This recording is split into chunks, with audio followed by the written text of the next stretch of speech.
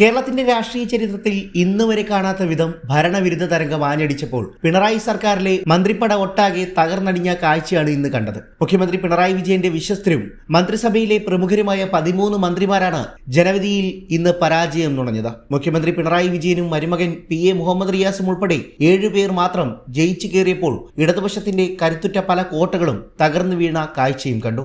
ന്യൂനപക്ഷ വോട്ടുകളുടെ വൻതോതിലുള്ള ഏകീകരണവും ശക്തമായ പിണറായി വിരുദ്ധ വികാരവുമായിരുന്നു UDF-ന് ഈ അവിശ്വസനീയമായ വിജയം സമ്മാനിച്ചതെന്ന് അനുമാനം. മന്ത്രിസഭയിൽ മുഖ്യമന്ത്രി പിണറായി വിജയന്റെ കടുത്ത വിശ്വസ്തരായി അറിയപ്പെട്ടിരുന്ന പലരും പരാജയപ്പെട്ടത് പാർട്ടിയെ സംബന്ധിച്ചിടത്തോളം വലിയ ആഘാതവുമാണ്. എന്നാൽ പാർട്ടിയുടെ ഉറച്ച കോട്ടയായതിനാൽ മുഹമ്മദ് റിയാസ് കഷ്ടിച്ച് രക്ഷപ്പെട്ടു. CPI-യുടെ 4 മന്ത്രിമാരിൽ 3 പേരും വിജയിച്ചു കയറിയപ്പോൾ ചിഞ്ചുറാണി മാത്രമാണ് പരാജയം നുണഞ്ഞത്.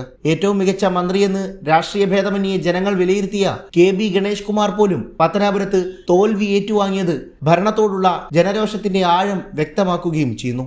Roshy Augustine, AK Saseendran, Ramachandran Kadannappally, KB Ganesh Kumar, V Abdurahman, K Bindu, Chinchurani, MP Rajesh, OR Kelu, P Rajeev, V Sivankutty, VN Vasavan, Veena George തുടങ്ങിയ മന്ത്രിമാരാണ് പരാജയപ്പെട്ടത്. പിണറായി വിജയനും K രാജനും JR അനിലും KN ബാലഗോപാലും PA Muhammad റിയാസും P പ്രസാദും Saji ചെറിയാനും ജയിച്ച മന്ത്രിമാരിൽ ഉൾപ്പെടുന്നു. മന്ത്രി കൃഷ്ണൻകുട്ടി ഇത്തവണ മത്സരരംഗത്ത് ഉണ്ടായിരുന്നതേയില്ല. പക്ഷേ കൃഷ്ണൻകുട്ടിയുടെ ചിറ്റൂരിൽ ഇടതു സ്ഥാനാർത്ഥി തോൽക്കുകയും ചെയ്തു. പിണറായി വിജയന്റെ ശൈലിയോട് പലപ്പോഴും വിയോജിപ്പ് പ്രകടിപ്പിച്ചും തങ്ങളുടേതായ വഴിയിൽ സഞ്ചരിച്ചുമാണ് ജയിച്ചവരിൽ ഭൂരിഭാഗം പേരും വിജയിച്ചു കയറിയതെന്ന് അനുമാനം. ധനമന്ത്രി KN ബാലഗോപാലും സജി ചെറിയാനും വ്യക്തിപരമായ സ്വാധീനം കൊണ്ട് വിജയിച്ചു കയറിയവരുടെ പട്ടികയിൽ ഉൾപ്പെടുന്നു.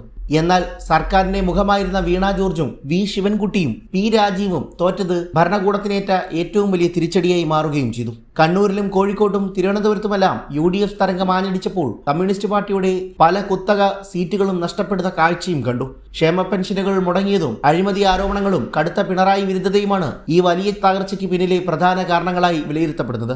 മന്ത്രിസഭയിലെ പകുതിയിലധികം പേരും പുറത്തായതോടെ കേരള രാഷ്ട്രീയത്തിൽ ഇനി വലിയ അഴിച്ചുപണികൾക്കും പുതിയൊരു രാഷ്ട്രീയ സമവാക്യത്തിനും വഴിയൊരുങ്ങുകയാണ്. പരാജയപ്പെട്ട LDF കേന്ദ്രങ്ങൾ കനത്ത ആത്മപരിശോധനയാണ് നടത്തുന്നത്. മുഖ്യമന്ത്രി പിണറായി വിജയൻ ഉൾപ്പെടെ 13 മന്ത്രിമാരാണ് ജനവിധിയിൽ അമ്പേ പരാജയപ്പെട്ടത്. പിണറായിസത്തോടുള്ള കടുത്ത വിയോജിപ്പും ഭരണത്തോടുള്ള രോഷവുമായി ബാലറ്റിൽ പ്രതിഫലിച്ചു എന്നും വിലയിരുത്തപ്പെടുന്നു.